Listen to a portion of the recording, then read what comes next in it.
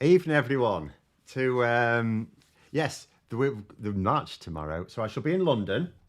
So I wouldn't get back home in time to do the stream tomorrow. So we're on tonight. We're on this evening, and I'll just plug these couple of things because it's worth bearing in mind. I don't know how many people here are going on the march tomorrow, but just to be aware, there was a bit of news earlier from the campaign that the starting place will be a little bit different, not the other side of London or anything. It was supposed to be meeting at 12 noon. Well, it's still meeting at 12 noon, but it was supposed to be gathering at 12 noon and then setting off at 1 p.m. Right? And it was supposed to be gathering at the statue of Achilles. And now it's going to be out on the footpath outside the Hilton Hotel, apparently, because the Royal Park's objected. Oh, no, we don't need you gathering round our statue of Achilles. So it'll move. But at the end of the day, there's going to be so many people there. I imagine it'll be relatively straightforward to find it. I hope so anyway. Because the last time we went, I didn't actually do the march because it was the first time I'd gone to London in like 20 years. More than 20 years, actually. So I just thought, look, I'll get to a place in London and deal with that. But tomorrow I'm going to be more adventurous. So I'm going to get off the train, attempt to get to Hyde Park Corner, which I'm sure is easy, and go on the march, and then at the end of it, try and get back to King's Cross via a completely different platform. I'm sure it will be fine, but there we go. But, and the other thing to just bear in mind is the Labour Social event. I've said this a few times. So 2 weeks later, or just over 2 weeks' time, the Labour conference is in Liverpool, and there's going to be a couple of fringe events that Graham's organising.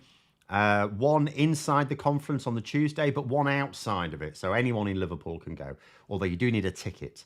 I'll have to make sure I put the link for the tickets in the description below for afterwards. But there we go. Right, so we'll get rid of that.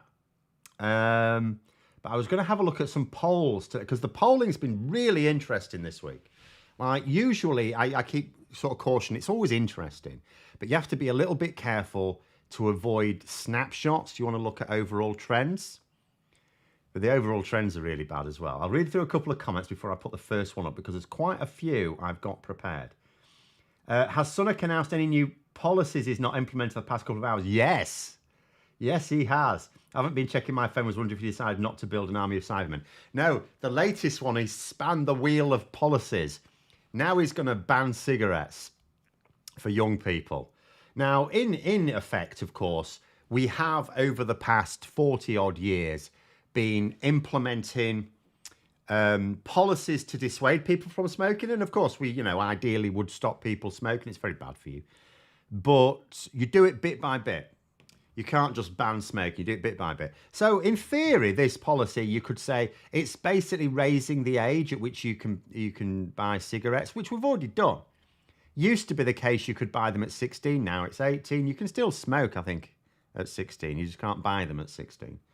But yeah, it's so that's the new policy. That's the policy that's been announced in the last couple of hours. He's spanned the wheel of policies and went, oh, let's make smoking more difficult, which is fine. I'm not sure I see it as being an election winner, in all honesty. I don't really know that there's a load of swing voters going, oh, yes, that's the thing. Yes, we'll put up with the decaying ruins of the United Kingdom in return for you making it more difficult for younger people to buy cigarettes. But there we go. But let's have a look here. So, where are we? I've got so many things here. Oh, let's look at the approval rating one first. So this one's come out. Basically, loads of pollsters have been... Now, usually what happens when loads of pollsters post their results is like, some of them go, oh, the Tories have gone up a bit and Labour have come down, or some of them, it's the other way around, because it's just the natural ebb and flow. It's all up, and you can see here, this is showing a trend. It's all up and down. It's always up and down. So that's why you have to look at the overall trend, not the individual snapshots, right? But look at this. So this shows you approval ratings for the Labour Party, the Conservative Party, Keir Starmer and Rishi Sunak. Now, if we look at it, the big draw for Rishi Sunak within the Conservative Party is he is more popular than his party. You can see, if we go back to when he became Prime Minister, I'm putting my cursor there, but you can't see my cursor. But it's after the Liz Truss thing. So you can see where his line starts, hopefully. And he was way more popular than his party. And his MPs sort of thought, we can trade on that popularity. The problem is that the popularity was always soft. Rishi Sunak, like, the fact that Keir Starmer is less popular than his party is no great surprise. We all know. There's no attempt to disguise the fact Keir Starmer is not a charismatic man. But neither's Rishi Sunak. Rishi Sunak's popularity was not down to his personality.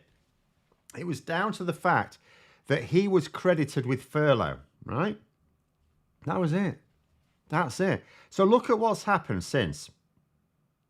First of all, the Conservative Party's popularity has gone nowhere. It's not flat as in, it's a horizontal line. It goes up and down. But the Conservative Party's popularity is where it was when Rishi Sunak took over. He hasn't pulled up the Conservative Party's popularity. In actual fact, what's happened is they've dragged him down. Like, his own popularity there was that big jump there, but it's basically sunk. I think that big jump coincides with the Windsor framework when it looked like he was actually getting stuff done. He was getting stuff done, bit of a surge in popularity, and then it's all been down. And also note, it's never, even though Keir Starmer's popularity is below his party, which is not usually ideal, it's always been above Rishi Sunak's. And now it's well above it. I mean, look at this is from YouGov, and it's like 20 points difference. And we're also now at the point where Rishi Sunak's popularity is almost as low as his party's. He's on minus 45, right? The Conservative Party's on minus 48. It's a little bit hard to see that, but they're on minus 48. If Rishi Sunak, and I want to point out, this is since he announced that net zero U-turn as well. This is since. This polling was done today and yesterday. His net zero policies were announced on Wednesday, right?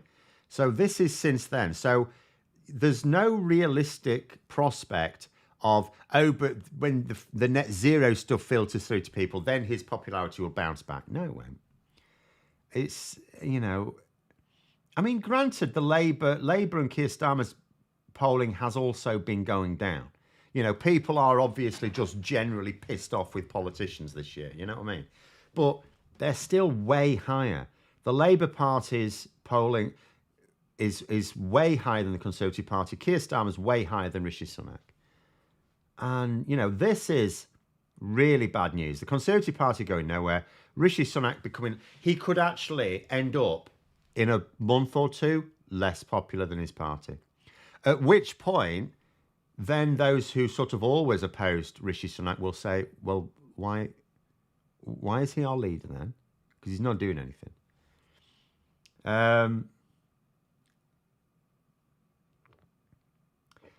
Carson saying, good evening all. The EU bans from 2035. So this is on petrol and diesel cars, new petrol and diesel cars, that is. So didn't Sunak just synchronise dates? No. Because that prevented us stealing a march, didn't it? We should have been there before and we still are going to be, because Labour said they're going to recommit to the deadline anyway, and they are going to be in power they are going to be in power from next year all the way up to 2030.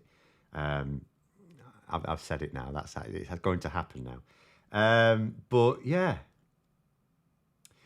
One Angry Pagan was just saying there, Starmer pushing boundaries more now, more to come. I don't know, maybe it has been a funny couple of weeks from Starmer. Maybe he's just that confident now. Maybe he's just thinking this is it. That they just have to stay the course. They've got them beat. Maybe there is a real belief that Sunak's going to call an election at the party conference. Who knows? I don't know. We will see. To be fair, Cockroach is more popular than the Tory party.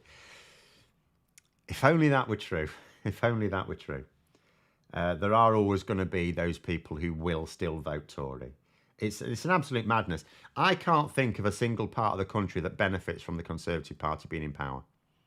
I would sort of get that, of course, they're going to win in some parts of the country if they sort of favoured some parts of the country. And although they do, those parts of the country still do worse than they would under Labour. It's all a madness. Sunak can't even get net zero popularity. I said in my video today, there was a comment from a very good political commentator, Sam Friedman, who made the point. So Isaac Levidow, who is the Tory party strategist, right? He was also the party strategist for the Conservatives in Australia last year when they lost. And he advised that party, the Australian Conservatives, Scott Morrison, advised them to adopt very anti-environmental policies. Oh, this'll again do what they're trying to do in this country, to create a wedge issue with the Labour Party in Australia in this case. And it massively backfired, hugely backfired on them.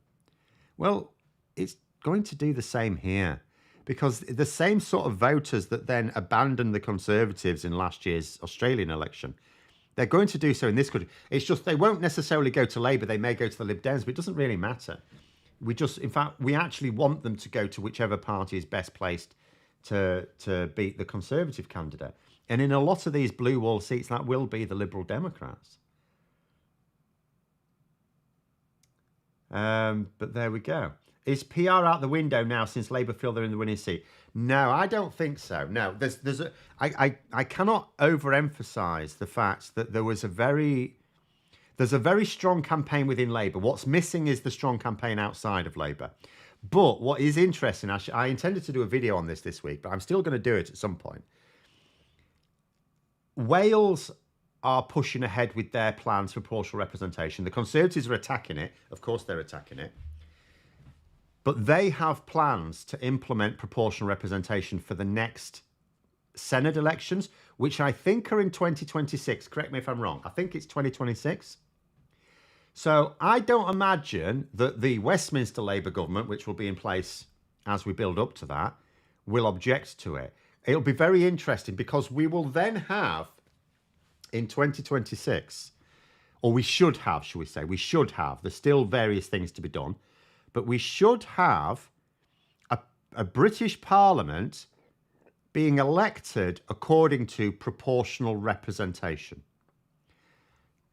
If that does not kick off a huge campaign for the same thing to happen in Westminster. And remember, if we're thinking about the timing here, I am expecting, so I don't know when the next general election is. It could be this November, it could be next May, it could be next November, I don't know. But I would expect the following general election to maybe be May 2028. You know, even if there was an election, say November 2023, like now, May 2028 would still seem normal to me to have that next election. But so that gives 2 years from the Senate elections to get it into Labour's manifesto for Westminster elections. I see opportunities here. But what needs to happen is that we need to boost that campaign within Labour. And the way I keep saying to do that, and I'm going to do more videos on this at some point, anyone that's inside the Labour Party, particularly anyone who's a Labour member, join the Labour campaign for electoral reform. Costs hardly anything, costs next to nothing, but it will massively improve their status within the party. And they are already carrying on a really good campaign. So that's where we are with PR. Right, let's have a look at another little one, because there's loads to go through. So a lot of these are from Ipsos Mori, because Ipsos Mori, like YouGov, those are the two good ones, right? Ipsos Mori and YouGov. They're the two proven ones, as far as I'm concerned. And but Ipsos Mori, the way they do theirs is quite different, which means we don't get polls as often, and they're not as regular. So when we get them, it's always really interesting. This is people I want to point something out here. Not just that a majority of the population think that it's time for a change. You'll notice, obviously, when it's done by party, the vast majority of Labour Party supporters are going, yeah, we want a change of government now, because of course they do. They want their own party in government. The Conservatives, not so much. But I want you to look at the entire population here, all right, all the voting population. And I want you to compare it to March 2010. 2010 was the last time we changed government. Then 76% of people felt it was time for a change of government. Now it's 86%. So that's like the public are even more desperate for a change of government now than they were in 2010. So, that is quite interesting. Let's have a look at the next one. So head-to-heads now. Let's do the party head-to-heads first, because that's actually really funny. Because you'll see there's several here which show a Conservative lead and several a Labour lead. But remember, you don't always want to be the leader in some of these. So let's look at the ones the Conservatives are leading in.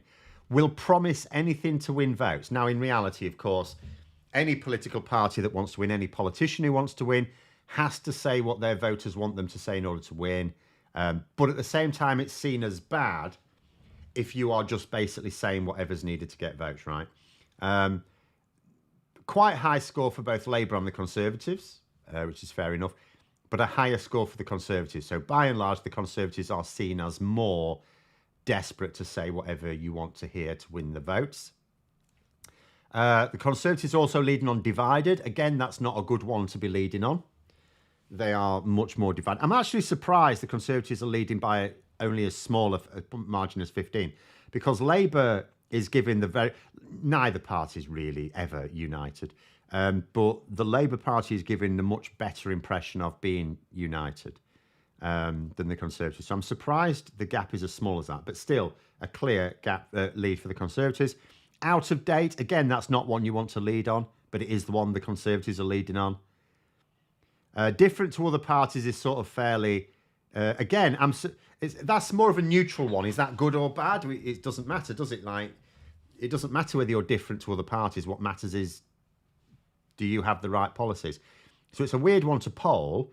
But I would say, again, I'm surprised by that, because the Conservatives are really different to everyone apart from maybe Reform UK in terms of British parties. Quite similar, I suppose, to the DUP if we include Northern Irish parties as well.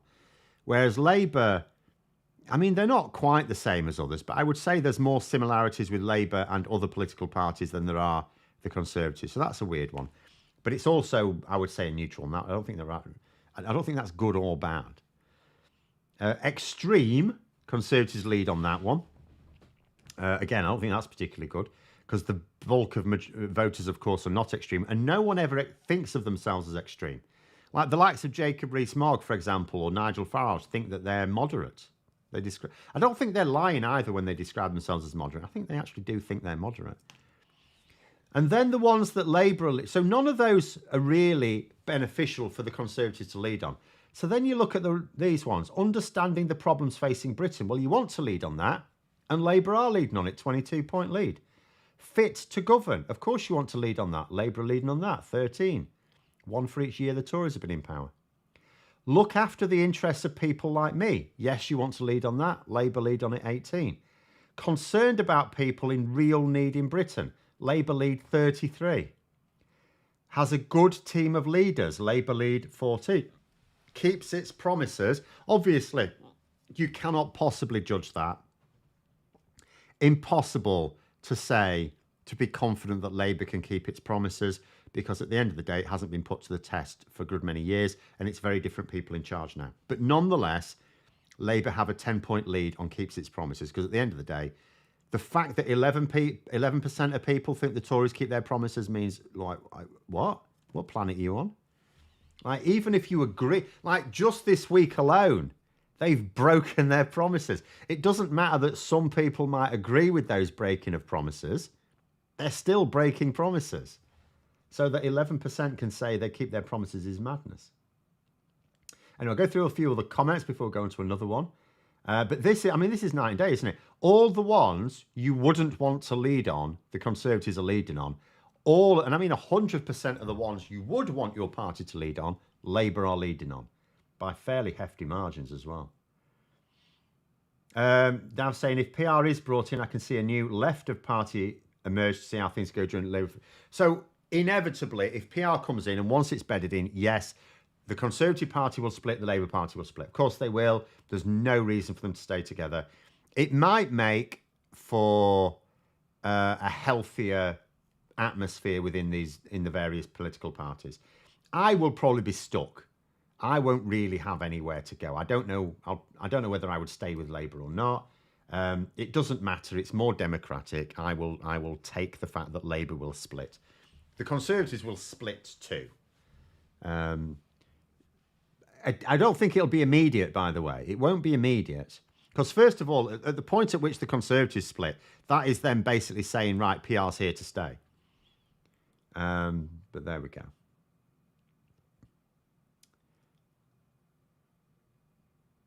Toyota are also behind the curve in their development of EVs. Yeah, that's why they were able to say, oh, we took a flexible approach, you see.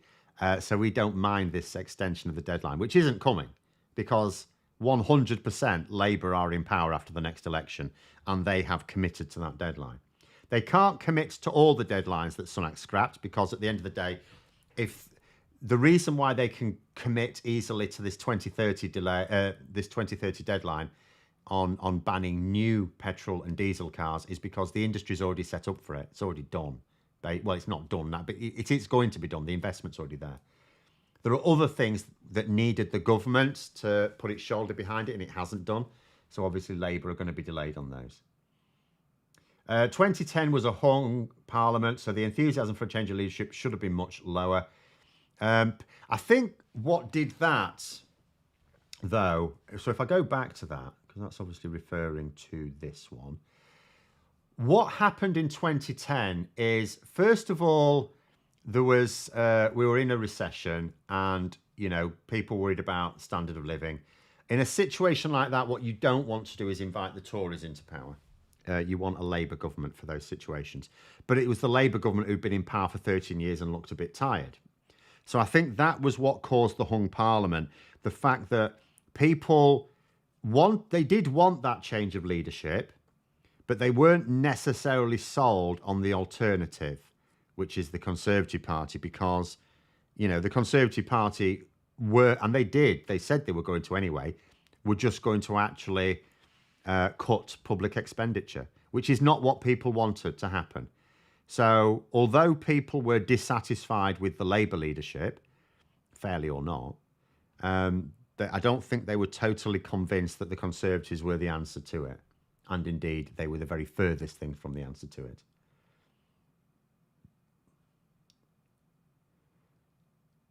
What frustrates me about Labour supporters being against PR is that they argue it will let in the extremists, forgetting that they're already there.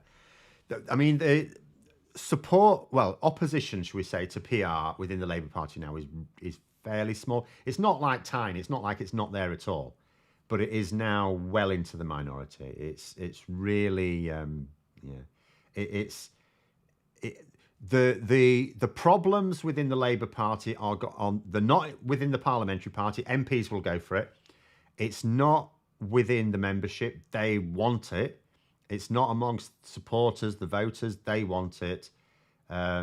It's really amongst a few small but influential groups within the Labour Party. One angry pagan saying, now Starmer to me is the leader to move the Everton window back leftwards.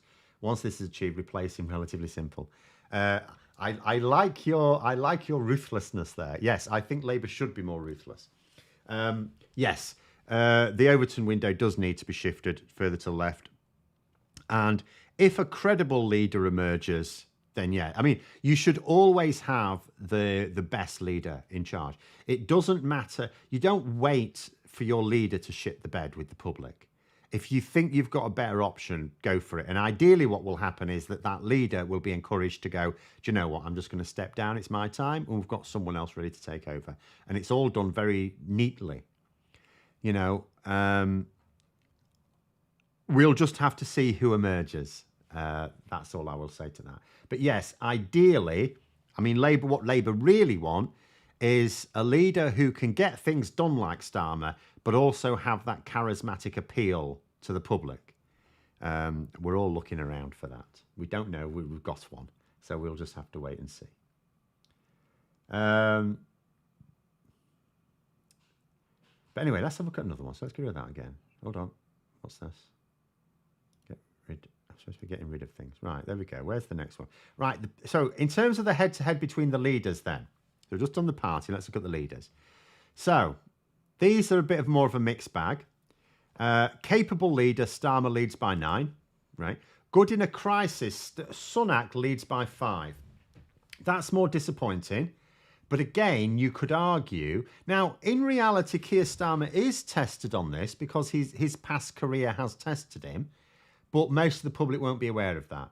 So in a sense, you could understand, because Sunak's gone through, say, COVID, and people thought, oh, he held his head then. You could understand Sunak having a lead there. It's disappointing, but it is understandable. Has sound judgment. Starmer has a lead of 7. Disappointing to me, it's only a lead of 7, but, you know, there it is. Understands the problem facing Britain. Starmer leads 13. Out of touch with ordinary people. It's put there Starmer lead minus 26 because that's a good thing to be behind on. But in reality, 73% think Sunak is out of touch.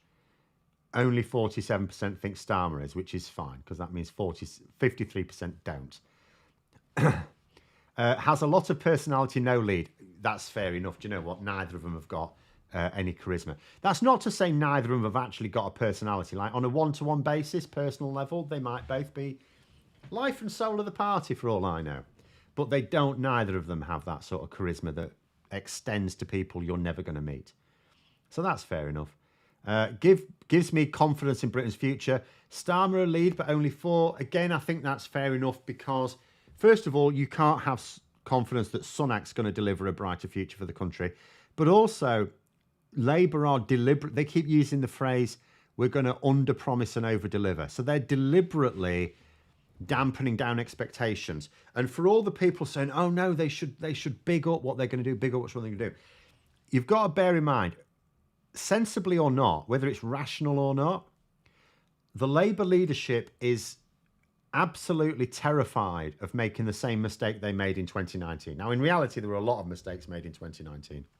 But one of them, the polling debriefing afterwards found that people felt that they liked the individual policies within the Labour manifesto. They did not believe they were deliverable, right? Now, for some people, they just didn't believe that Jeremy Corbyn would deliver them. For some, they just thought they were just, in general, undeliverable by anyone. So Labour have worried that they, after the hype of Brexit and levelling up, which delivered nothing, there's this fear in Labour. And again, whether it's fair or not, I don't know. There's this fear within Labour that they don't want to sound like they're promising too much. So the fact that that's also quite low for Starmer, again, is understandable. The next one, patriotic. Starmer leads by 5.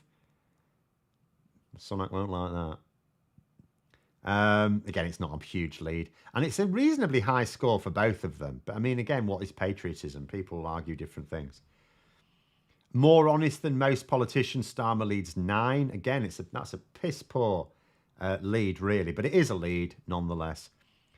More style than substance. Again, it's put Starmer lead minus 12 because that's not something you want to lead on. You want to have more substance than style. So 44% reckon Sunak is more style than substance to 32% for Starmer. Quite frankly, I'm surprised it's as high as that for Starmer because, let's be honest, Starmer has got no style at all. But, there it is. And then a good representation for Britain on the world stage. Sunak leads 3. That, for me, is the baffling one.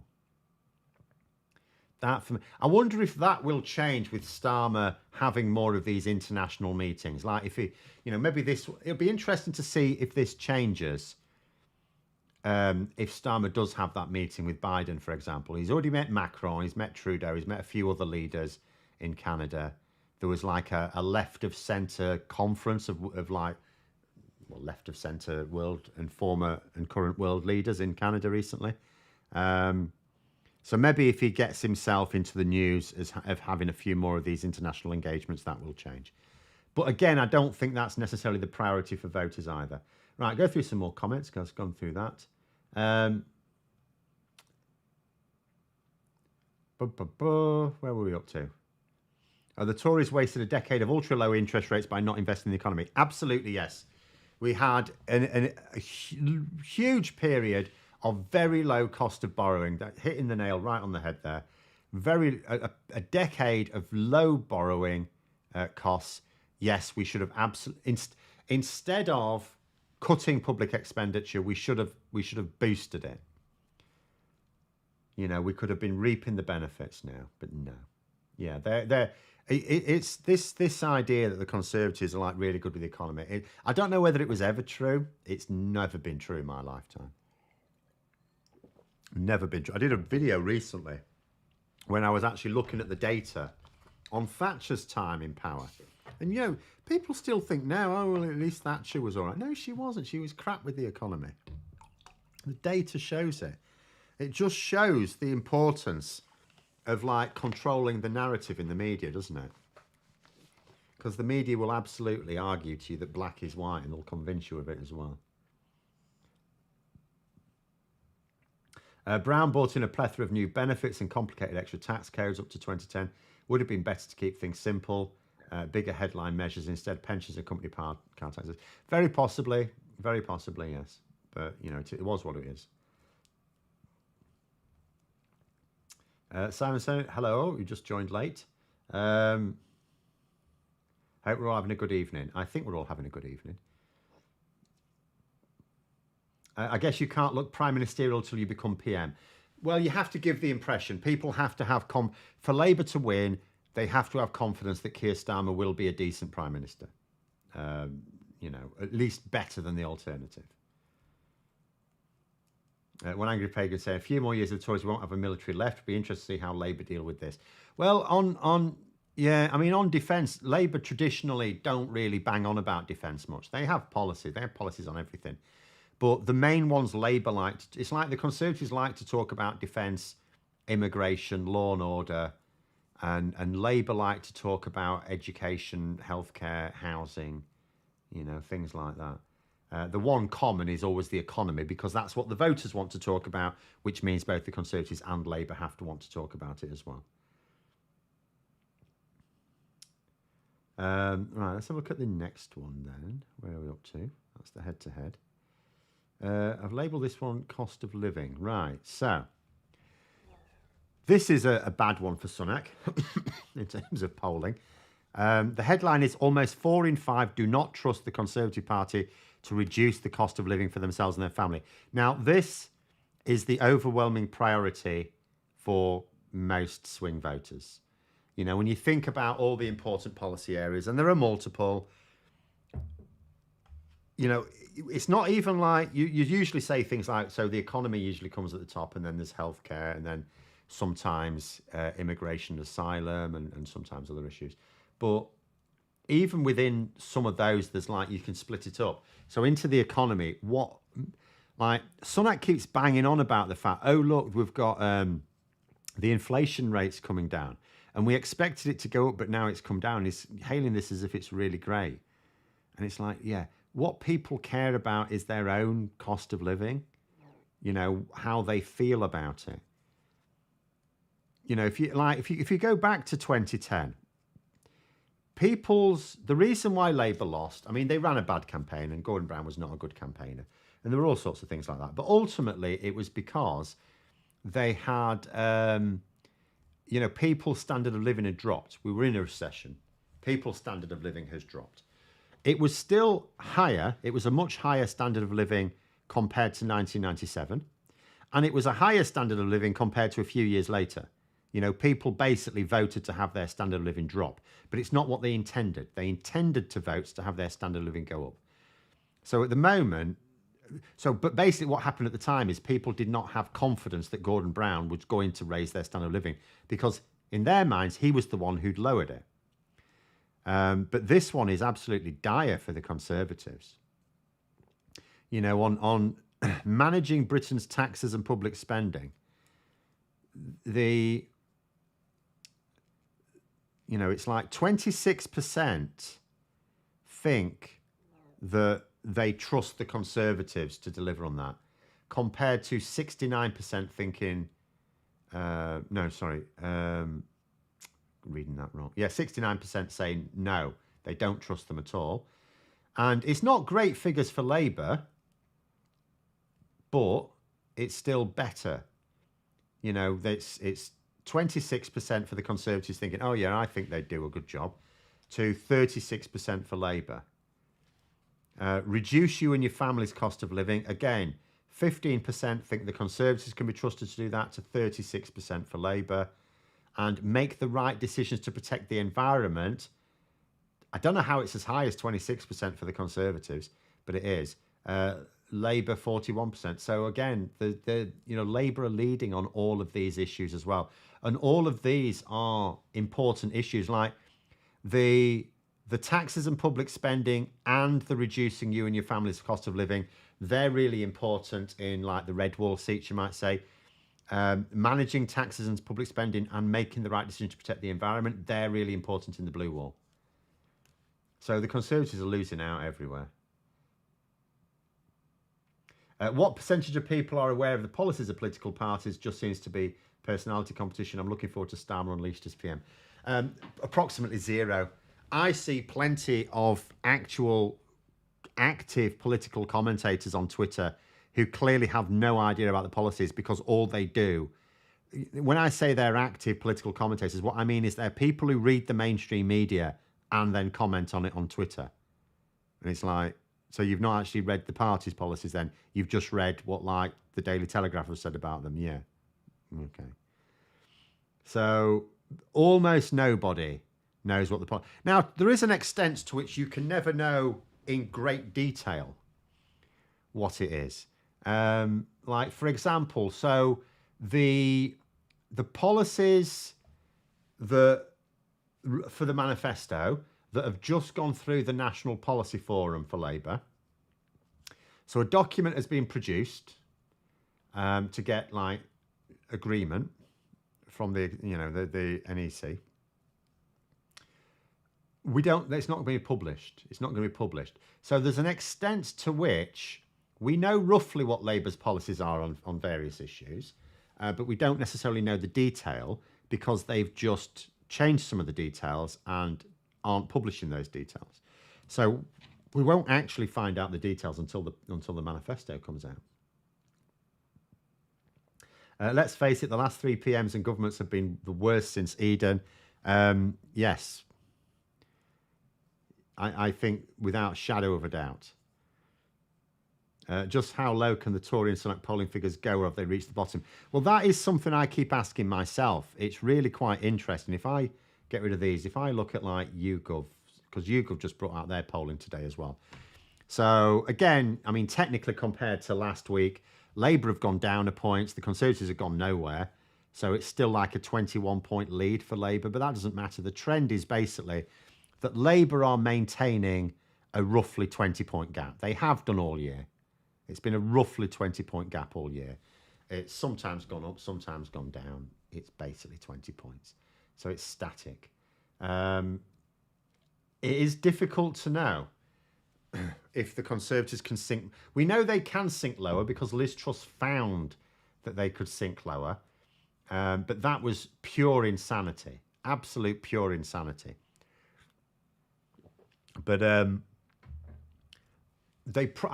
this is why I also think whenever Rishi Sunak announces a bad policy, people always if they sort of are more aligned with my thinking and think it's a really bad policy, they're waiting for the polls to show a drop in Conservative support. And I would be saying no, because I think their polling is so low at the moment. I think that's the wrong way to think about it. I would suggest that if it's a good policy, you'd expect the gap to narrow. And I don't just mean by a point, I mean to properly narrow. There's scope to narrow that polling gap by several points. So if it's a good policy, if Sunak's, if for example, reversing or reneging on these net zero promises does appeal to voters, I would expect over the next few weeks that poll gap to narrow. Whereas if it's a bad one, I wouldn't necessarily expect it to go down because there's not much room for it to go down. I would just expect it to stay the same. At the end of the day, if Rishi Sunak announces a big new policy, as he has this week, which again, he announced to the media instead of Parliament, which had Lindsay Hoyle doing his nut again. He proper tore into Sunak as well, didn't he? But again, like he said, he's got no power to do anything about it. But if he announces a major policy like this, then I would expect over the next couple of weeks for the polls to show an improvement in the poll rating for the Conservatives and for Sunak. And if it doesn't show that, then it's a bad one. It doesn't have to go down. It's already down. It's already really low.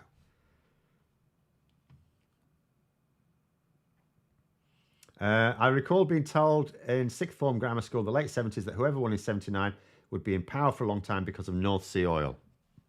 I mean, sometimes people simplify these things. In reality, Labour didn't sort themselves out. You know, Labour could have won. Even with Michael Foot, you know, could have won. It's just, again, like Labour just went through that period of not paying attention to their voters.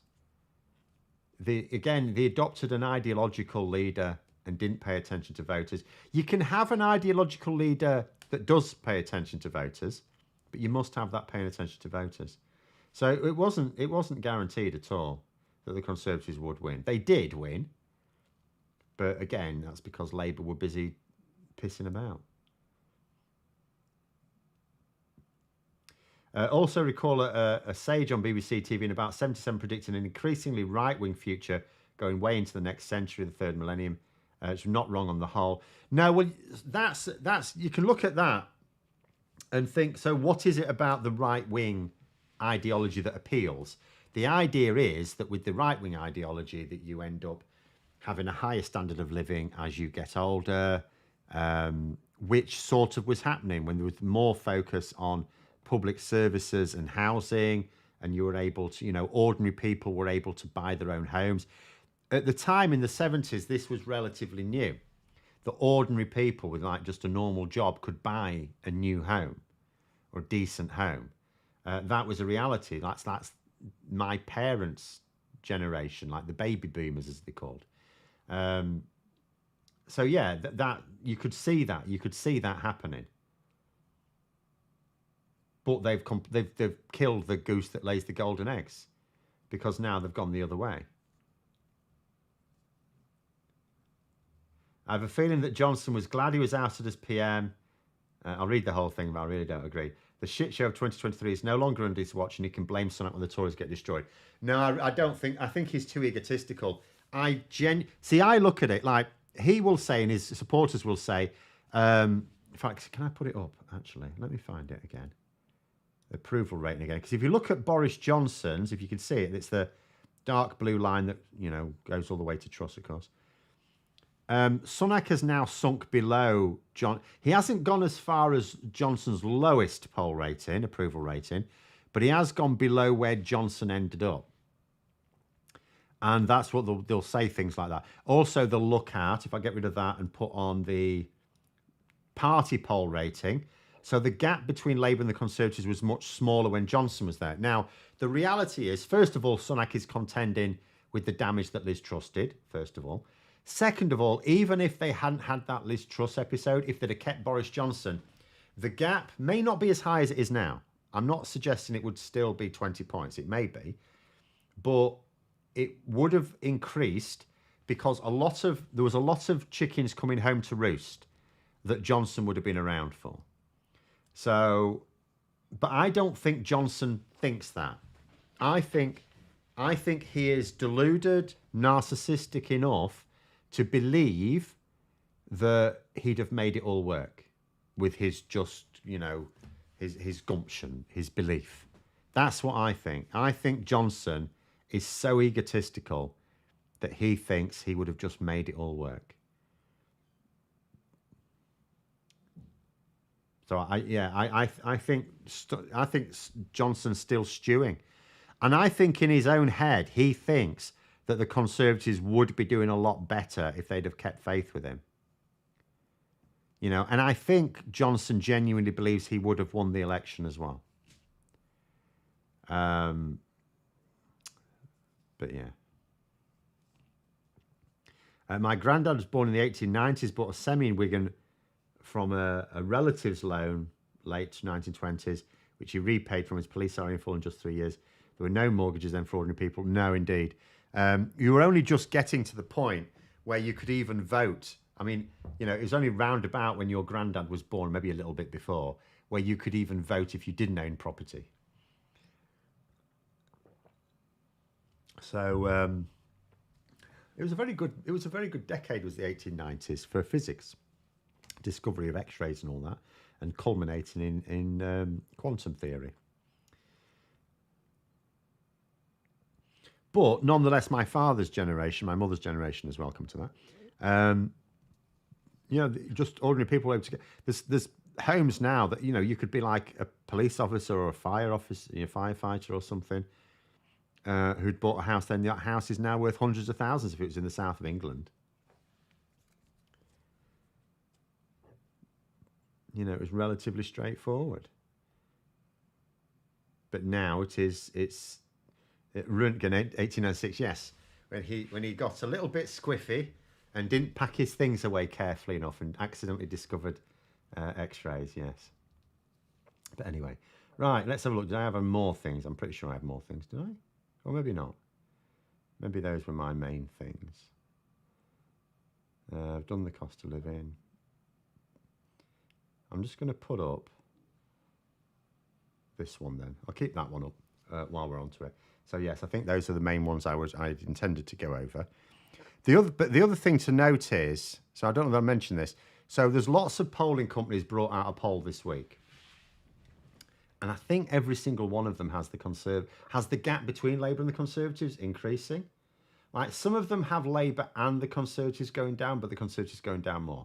I think all of them have the gap increasing, and that is unusual because, as I say, on an individual snapshot, usually the gap either goes up or down. Like some polling companies will say it's gone up, some it's gone down, and that's just because of the individual people who've taken part in that poll. It's not the same people each time, but they've all gone down this week, and a lot of them that was before the net zero thing. So it'll be more interesting to see the next few weeks. But it's. Sorry, Pastor Rose just saying that 1890s agriculture and rural areas very depressed. Most food imported from empire. Big problem in World War One. Yes, but it was a very good year. It was a very good decade for physics. Do I foresee an election like 1997? In what way do you mean like 1997 though? Because there were quite a few elements to 97. If I go over them while you sort of are able to post, because I think there's like a 30-second delay before you can even post it again. If I go over some of the main features of it, first of all, there was this big wave of hope. Like, the D Ream song, Things Can Only Get Better, was like Labour's, the song that Labour used in that. There won't be a big wave of hope this time. It'll be more, can we make the pain stop? I think it'll be the election of, we'll vote Labour to make the pain stop, rather than any great hope of huge improvements. Again, Labour keeps saying they want to underpromise and overdeliver. So maybe that means that in a few years, people will be looking back and going, oh, this is actually way better than we just voted to stop the pain. We didn't realise we were going to get some actual relief as well. So there we go. You say you were born in 84. You're not sure what that makes me. I'm always really hazy on names of generations. But you may well be a millennial. Let me have a look. Names of generations. Right, let's have a look here. Oh,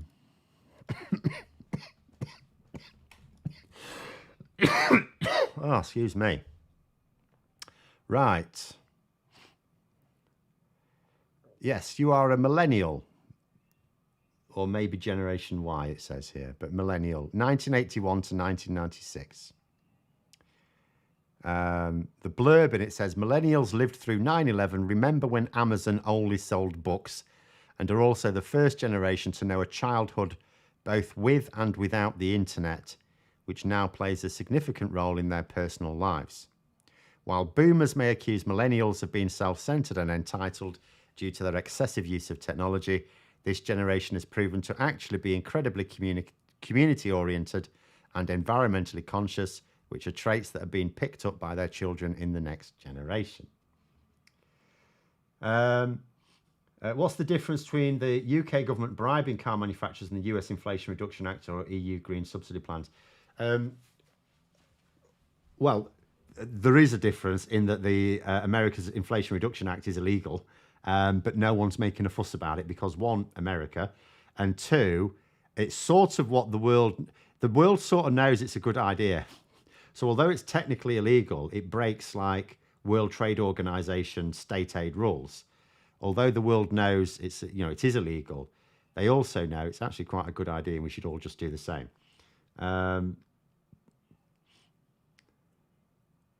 Do I think Labour will double their Scottish Labour MPs soon? Can I touch more on Scottish Labour? Yes, I do. So the latest polling, so Labour carried out some internal polling in Rutherglen and Hamilton West. So this is the by-election on the 5th of October between Labour and the SNP. And it's just before Labour's conference. So it's like big stakes. If Labour win it, then they go into their conference on an extra high. If Labour lose it, then they'll go into it on a bit of a downer because it's not just a chance. It's the sort of seat they should be able to win. By-elections can always throw you a few googlies, but they should win it. But I'll not find the details now, but according to Labour's internal polling, because the thing, there's no point in looking at the MRP polling because that is for general elections. It doesn't really tell you. If you've got nothing else, then obviously you have to use that for by-elections, but it doesn't really tell you. People in a general election are voting for the government, like the vast majority of swing voters are voting to change the government or keep the government. But in a by-election, they know that the government's not going to change. So they can, you can have people decide, well, if it was the general election, we'd vote Labour, but it's not the general election. I'm not that keen on Labour at the moment. I'll vote for the SNP or someone else, right? But Labour's internal polling suggests that Labour are going to comfortably win it, right? As of right now. There's still 2 weeks to go, just under 2 weeks to go, I suppose. We'll get the results 2 weeks today. But it looks like Labour have, according to their own polling, specifically for the by-election, it does look like Labour have it. I'm pretty sure the bookies have Labour odds on favourite as well. Let me have a look here.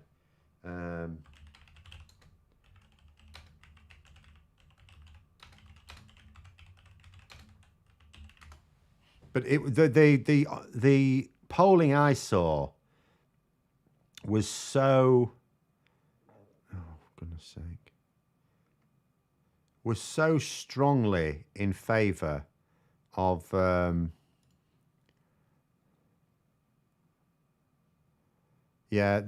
so if I'm looking on Betfred here, Labour 1-20, the SNP 8-1. They're giving Labour have got this in the bag.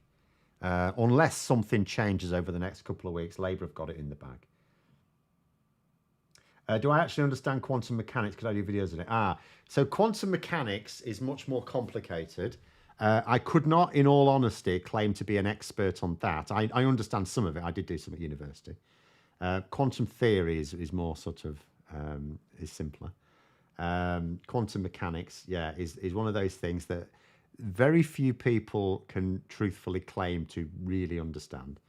It's a bit like the difference between special and general relativity. Special relativity, very easy to understand. General relativity, you can understand some of the impacts of it, but the actual process is much more complicated. Phil saying there, Labour in Scotland have one MP, so doubling gives them two. Exactly, seems about right. Well, yeah, I think that was the joke. Yes, they should more than double it at the general election. But again, they need this win to build that momentum. Because people are sheeple. There's lots of people who will change their vote from one election to the next, and some people will consider it, and some people will think about it, and some people just go with the crowd. They'll just think, oh, people are voting Labour now, I'll vote Labour. They don't consciously think that, but that's what they do. So that is the importance of making sure, from Labour's point of view, that people believe a Labour government's coming. That they really believe it, and that it's a majority government. Because remember, the Conservatives in 2015 and 2017, to a much lesser extent 2019, played on this, but if you vote Labour, you'll actually just end up with a Labour SNP coalition, and then they will be calling the shots, which was always a bit of a nonsense because we had a Conservative Lib Dem coalition between 2010 and 2015, and who would really say the Lib Dems were calling the shots there? Who would really say that the junior partner were really getting anything? They got very little indeed, apart from a proper spanking at the next election. So it was an odd one, but nonetheless it worked. It did work. So Labour, it's important for them that people believe that not only are the Conservatives going out, but Labour are coming in, that it's not going to be a hung... That's why the Tories, after the local elections, try to say, oh, this actually shows we'll get a hung parliament. It's like, did it bollocks? But the Tories want people to believe that, because then they may go, well, I prefer Labour to the Conservatives, but I don't want Labour and the SNP. You know, I'd rather have the Conservatives than Labour and the SNP. So, you know, that is the importance. And if Labour win this by-election, it sort of starts to create that momentum. I mean, recently, the latest YouGov poll on specifically Scottish voting, if I find that, had... Where is it? Here we go. It had the SNP bouncing back against Labour.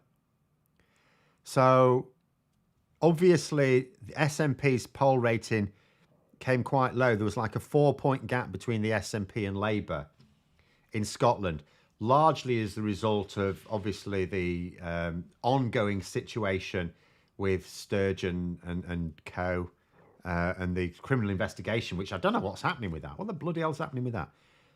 And obviously uncertainty about, you know, the new leader. And whereas now it's bounced up a bit, there's now, what is there? It's a big old lead. They've got like an 11 point. So it was a 4-point lead the SNP had in August, and it's now gone up to like 11-point lead. So there's been a bit of an upturn in the SNP's popularity in Scotland and a proper crash in Labour's, according to YouGov there. So that would be a bit worrying when you're just heading towards a by-election. You'd be hoping to actually be boosting, if Labour would be hoping at any rate to be boosting their thing. But as long as they're concentrating it in Rutherglen and Hamilton West, then, as I say, the polling at the moment suggests Labour are going to win it. Parcel Rogue saying, I'm concerned that Labour cannot win in mid-Bedfordshire. Too many would not vote for them. Lib Dems are not going to get there, and the Tories will come through the middle. Yes, that would be annoying, but we don't know. At the moment, the Lib Dems are not giving any indication that they're converting votes. If they were, it wouldn't matter that Labour are currently campaigning hard there.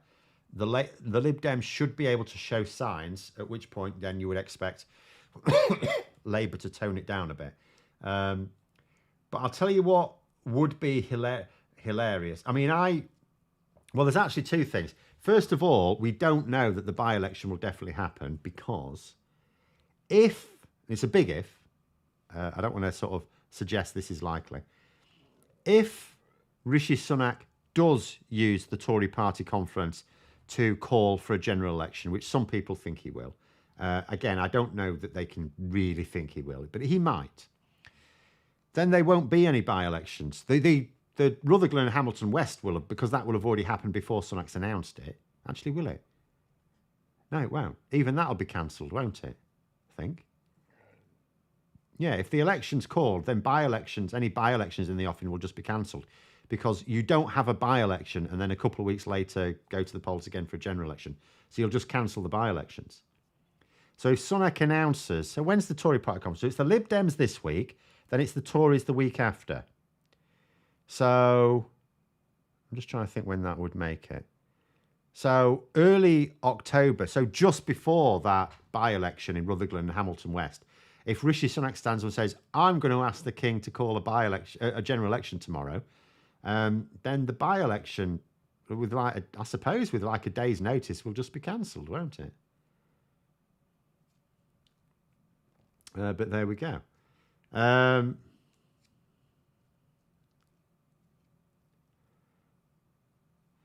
EU may delay the Brexit rules of origin for EV car components as their main threat is Chinese EVs. That is one line of thinking, yes. But as I say, there is very much a split of opinion within the EU Commission, and it's the EU Commission who will recommend action to the EU Parliament and EU Council. So we'll just have to see. So the clue on Mid-Bedfordshire is that Labour did not win it in 97 or 2001. It's too rural. Yeah, but things have changed. And I'm not suggesting they would win it in the general election either. The Tories will win it in the general election. We're not talking about a general election. We're talking about a by-election. In a by-election, this is why, as I say, Labour will almost certainly win Rutherglen. Wait, actually, the boundaries have changed in Rutherglen, Hamilton West. I can't remember. I think it just becomes Rutherglen or something. But they'll win it in the general election. But in a by-election, you can't be sure because people use it as a protest vote. A load of the people who use their votes to vote for governments stay at home because it's like, well, I can't change the government, so I'm not going to bother to vote at all. It's just a sideshow. And the ones who do go out to vote will either be voting along their normal partisan lines or be voting as a protest vote. So Mid-Bedfordshire is only a threat to the Conservatives because of the protest vote or the protest stay at home, which it might be. But what, although Pastor Rogue says is worried, and I am as well, that the Tories win because Labour and the Lib Dems knock each other out. But imagine the hilarity if the Conservatives finish third. The worst case scenario for the Tories is that they finish third and Labour win it. That's their worst case. That's their nightmare. Because if the Lib Dems win it, that's not good. But they can dismiss that because the Lib Dems are traditionally very good at winning by-elections off the Conservatives, sometimes off Labour. They're the natural place for both swing Labour and Conservative voters to go to as a protest. So the Lib Dems usually do win. They win a lot of by-elections traditionally. So Sunak can more easily dismiss. It's difficult because if Labour and Lib Dems are both going for it and the Tories still don't win, that's bad in a safe Tory seat. But if Labour win it, that's disastrous for them because Labour are not the natural home of the protest vote. And also, they know that the Lib Dems can only target so many seats in the general election, but Labour can target, they've got the funds to target way more. Labour have got more money to spend on the election than the Tories have. Which is another reason. I know Barry, some people may have seen this, I have to make my last point, sorry. Barry Gardner made the point on Joe Politics that he felt that Sunak might call a general election in the Tory party conference to knacker Labour's conference. And you think, so why does that matter? Because they're money-making opportunities. The conference is a way to bring in a lot of donations. Not like fleecing the people who go in, but, from the big corporate donations. There's lots of meetings go on there. So Sunak will be doing it to fill the Tory coffers and then hope to sort of take the wind out of Labour's sails for their own money-making scheme.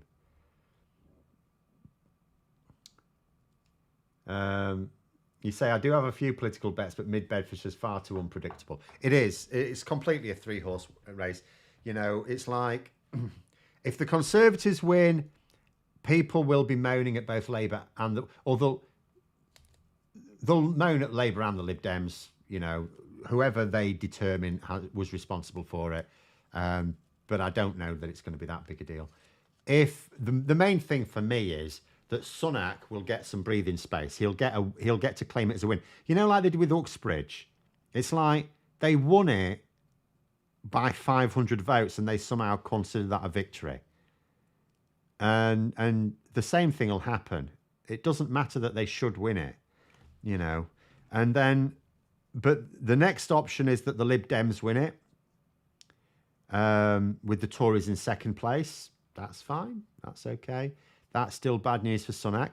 If the Lib Dems win it with Tories in third place, that's more of a problem for Sunak. If Labour win it, doesn't matter whether the Tories finish second or third. It's obviously worse if they finish third. If Labour win it, the knives will be out for Sunak. Because consider this, assuming he doesn't call the general election, assuming that he goes to the poll. Sorry, assuming they get this by-election, Labour win it, right? Tories in third place. By this time, Sunak's popularity maybe has dipped below his party levels. This is all speculation. He's in real trouble at that point. He's in real trouble then. But there we go. I'm going to get off now because I'm going to have to make sure I've got everything packed for tomorrow because I've got to set off at a ridiculously early time because I allowed so much getting lost time in London that I'm going earlier than I needed to. But there we go. But yes, have a good evening, everyone. And until next time, I'll see you later.